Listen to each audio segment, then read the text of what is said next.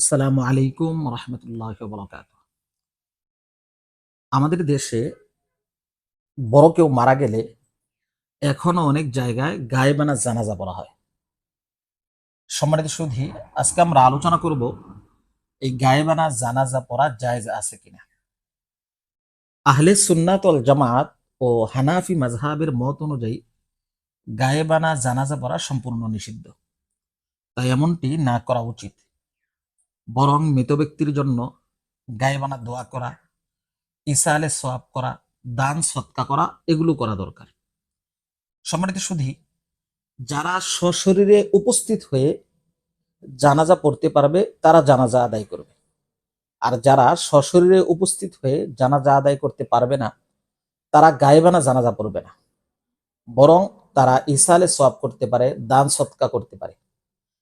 কারণ আহলে সুন্নাত ওয়াল জামাত ও হানাফি মাযহাব অনুযায়ী গায়েবানা জানাজা নাজায়েজ।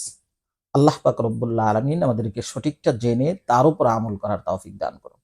আমিন। আসসালামু আলাইকুম ওয়া রাহমাতুল্লাহি ওয়া বারাকাতুহু।